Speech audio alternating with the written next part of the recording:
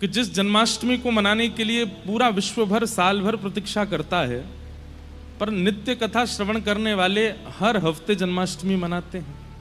हर हफ्ते उनकी कथा में ठाकुर जी का प्रादुर्भाव होता है। वैसे तो देखिए हर दिन ठाकुर जी का प्रादुर्भाव होना चाहिए। क्यों? क्योंकि ठाकुर जी आनंद स्वरूप हैं। कौन है? आनंद। और आनंद एक स्वभाव है। जिसके चित्त में वो स्वभाव प्रकट हो जाए, समझ जाओ कृष्ण ही प्रकट हुए हैं उसके चित्त में। जितने भी भक्तों की गाथा आप लोग सुनते हैं मंच से, इन सब भक्तों के दर्शन, श्रवण और इनका केवल एक बार संस्पर्श यदि प्राप्त हो जाता था तो ही आनंद। अब आप सोचिए, भक्तिमती मीराबाई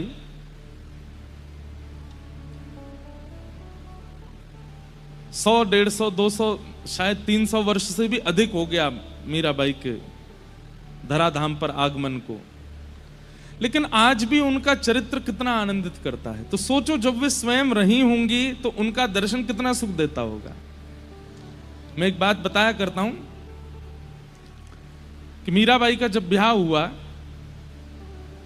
तो पहले तो मेड़ता में भीड़ लगती थी मीराबाई को देखने की। और भीड़ किनकी लगती थी? संतों की भीड़ लगती थी। जिन संतों को देखने के लिए दुनिया जाती है वे संतजन मीराबाई को देखने आते थे। तो जब मीराबाई का विवाह हो गया तो मेवाड़ में भीड़ होने लगी। तो एक दिन कुंवर भोजराज जिनसे विवाह हुआ, वो खिड़की पे खड़े खड़े नीचे देख रहे थे राजभवन की। तो देखा इतनी असंख्य भीड़ संतों की लगी है और सब टकटकी लगा करके देख रहे हैं। बोले हमें पता चली मीराबाई का कमरा यही है, वो इसी खिड़की से देखती हैं कभी कभी। तो जैसे ही मीराबाई खिड़की खोलती ना, तो नीचे से सब संत आनंदित होकर के कहते जय हो जय हो जय हो जय हो, आनंदित हो गए। तो मीराबाई कान पकड़ती, ऊपर से दंडवत करती, सब संतों पर पुष्प वर्षा करती, ऊपर से आरती करती संतों की। तो कुंवर भोजराज सोचते कि पता नहीं चलता है कि मीरा इनकी पूजा करती है कि ये मीरा की पूजा करते हैं। एक दिन भोजराज गए और संतों से जाकर के ऐसे बीच में बैठ करके पूछने लगे, एक बात बताइए, आप सब लोग संत हैं, विरक्त हैं, ज्ञानी हैं, महापुरुष हैं, आप सब लोग मीरा को देखने क्यों आते हैं? उसकी सुंदरता अच्छी लगती है, उसके नेत्र हैं, उसका स्वभाव मधुर है, या उसका रंग गोरा है, क्या क्या आपको प्रिय लगता क्या है? तो संतों का उत्तर सुनकर के राजकुमार के नेत्र सजल हो गए। संत क्या बोले? बोले 10-10, 15-15, 20-20 साल तक भजन करने पर भी ठाकुर जी का ध्यान चित्त में नहीं आता। वो ठाकुर जी का ध्यान केवल मीराबाई को एक बार देखने मात्र से आ जाता है। 20-20 साल तक साधना करने पर भी जो ठाकुर जी का स्मरण चित्त में नहीं आता। हम मीराबाई को देख करके जैसे ही नेत्र बंद करते हैं तो नेत्रों के आगे ठाकुर जी ऐसे खड़े हो जाते हैं कि फिर हमको कहना पड़ता है कि ठाकुर जी अब चले जाओ, हमको और भी काम है। ये मीराबाई का स्वरूप है।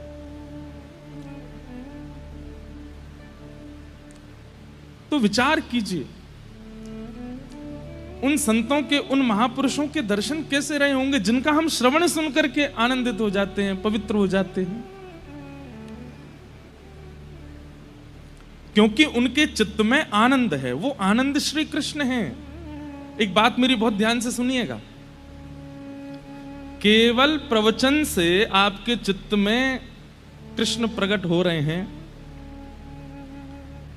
केवल बातें सुनाने से ही ठाकुर जी का अनुभव हो रहा है, तो इसमें मेरी कमी है। आपके भजन, आपके साधन, आपके नाम स्मरण से केवल आपका उद्धार हो रहा है, तो ये आपकी कमी है। आप जिस सभा में जाओ, जिस व्यक्ति के सामने जाओ, जिस क्षेत्र में जाओ, आपकी उपस्थिति से भी थोड़ा औरा बदलना चाहिए उस जगह का, तब समझो कि भजन अब प्रस्फुटित हो रहा है।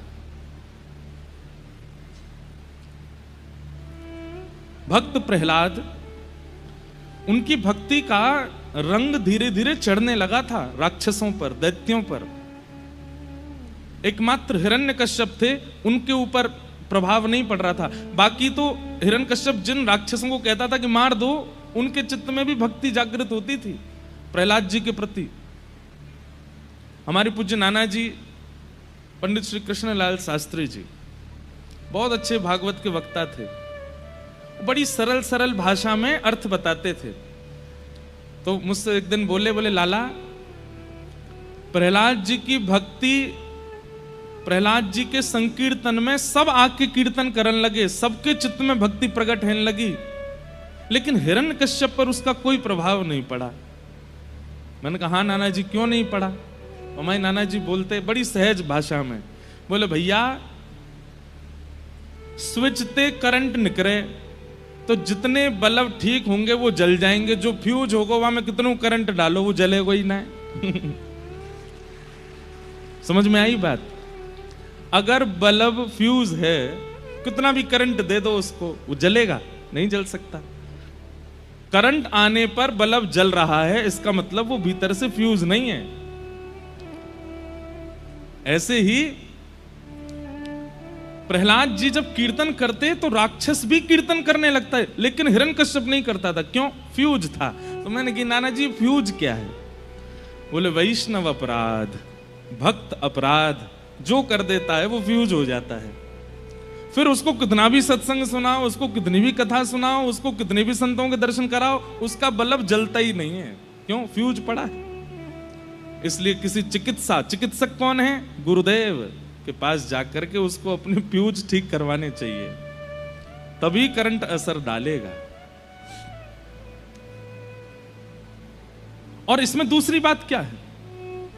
आप नाम जप करते हैं, आप उर्दपुंड लगाते हैं, आप कथा सुनते हैं, लेकिन आप जब अन्य सभा में जाते हैं तो आपकी उपस्थिति से सामने वाले पर भक्ति का कोई प्रभाव नहीं होता, तो इसका मतलब आपके करंट में कमी है। आप जिस सभा में जाएं उस सभा में तनिक परिवर्तन होना चाहिए, तब समझो कि हमारी भक्ति।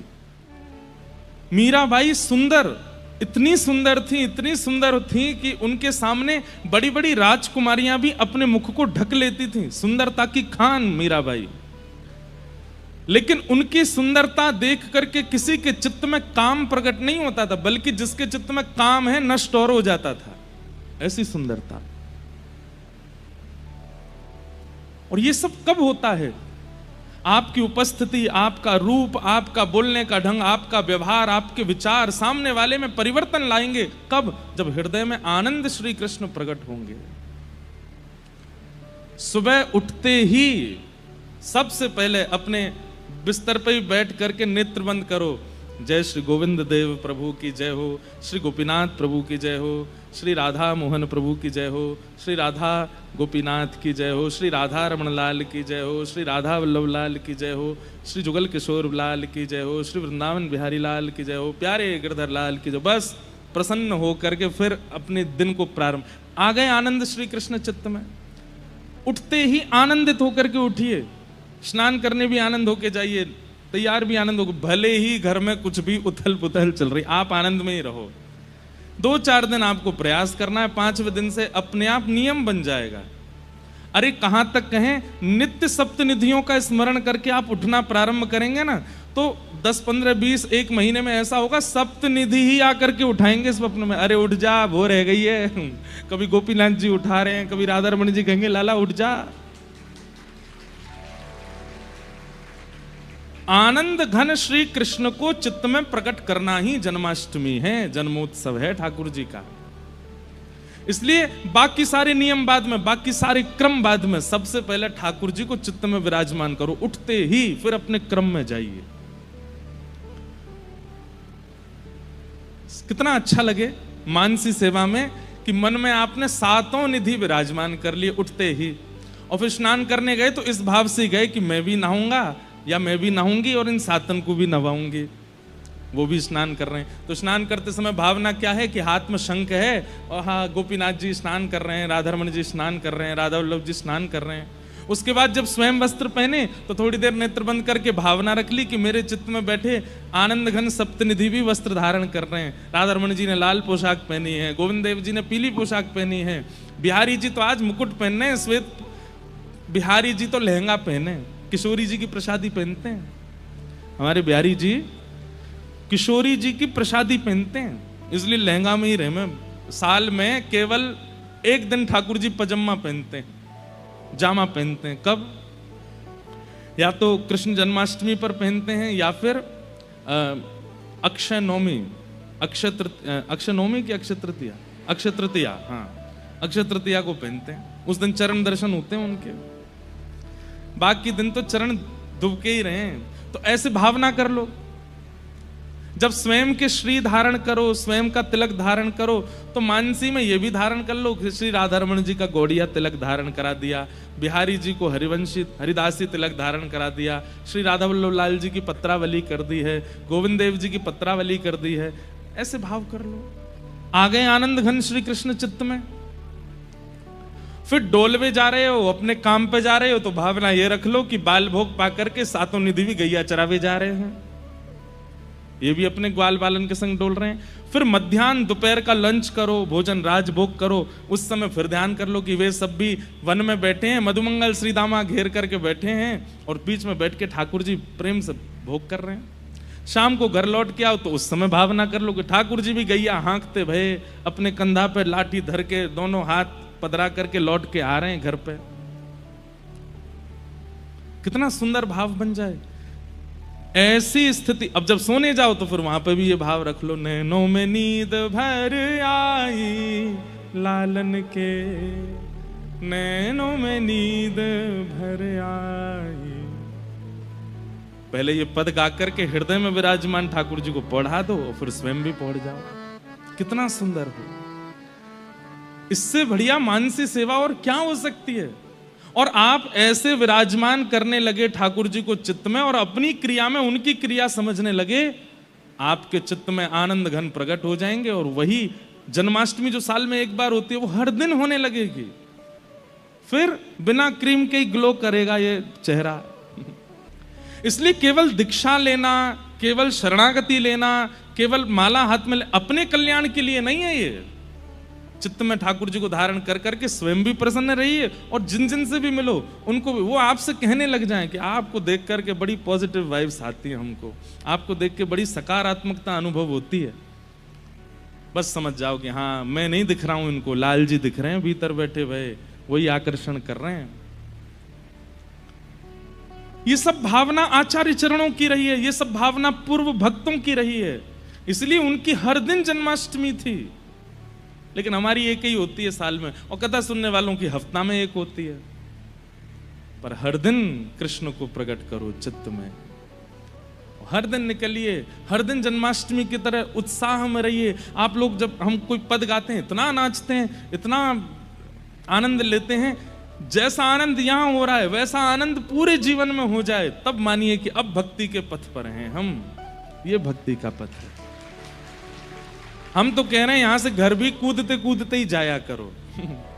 जय राधे राधे ऐसे ही जाया करो कूदते को, बस में, रिक्शा में, मेट्रो में। मेट्रो वाले कहेंगे भाई कहाँ के वृंदावन के बंदर आ गए दिल्ली में। भैया ये सब नंदोत्सव के प्रतीक हैं। तिलक धारण करना, हृदय में मानसी में श्री ठाकुर जी की सेवा करना, नित्य भगवान नाम में रमित रहना, जीवन की कैसी भी परिस्थिति आ जाए आप प्रसन्न ही हो ऐसे रहना, ये सब नंदोत्सव के प्रतीक हैं। ऐसे रहिए। ये नंदोत्सव एक ही दिन नहीं होना चाहिए, हर दिन होना चाहिए।